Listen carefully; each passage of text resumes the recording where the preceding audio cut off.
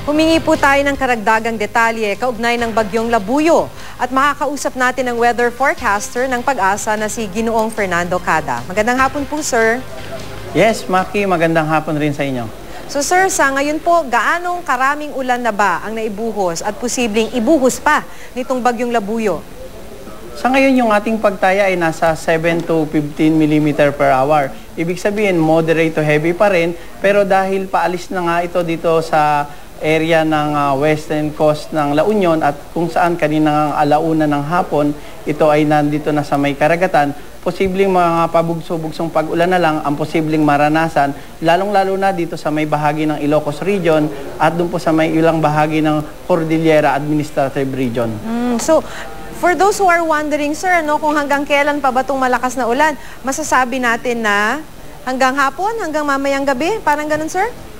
So hanggang mamayang gabi may inaasahan pa rin tayong mga occasional rains at dito naman sa may bahagi ng Metro Manila, improving weather na tayo at sa ibang bahagi ng Central Luzon. Posibleng mamayang hapon paglabas natin ng 5 p.m. bulletin ay tanggalin na natin ang public storm warning signal sa ibang bahagi ng Northern Luzon at posible na wala na tayong itataas na public storm warning signal number 3 at ang Metro Manila ay tatanggalin na natin sa public storm signal number 1. So makakapasok na po yung mga estudyante natin bukas?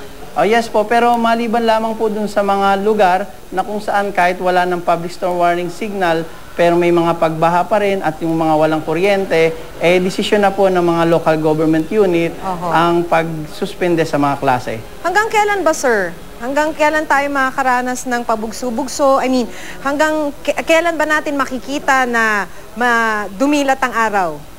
So, maaari pong sa araw ng bukas at kung talagang mamayang madaling araw o bukas ng umaga ay tuluyan ang lalabas sa ating PAR o Philippine Area of Responsibility ang bagyong Labuyo, makakaranas na tayo ng magandang panahon sa mga susunod na araw.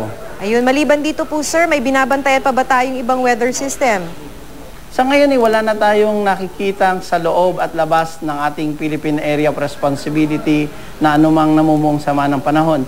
Subalit ngayong buwan ng August, may inaasahan pa tayo na 1 o 2 bagyo na papasok sa ating Area of Responsibility. So 2 ngayong buwan, sir, mga ilan pa hanggang matapos ang taong to?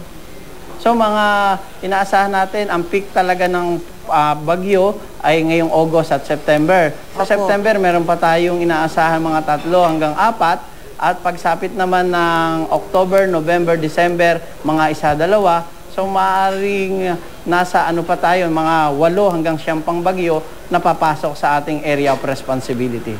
Okay, maraming salamat po sa inyo, Pag-asa Weather Forecaster Fernando Cada.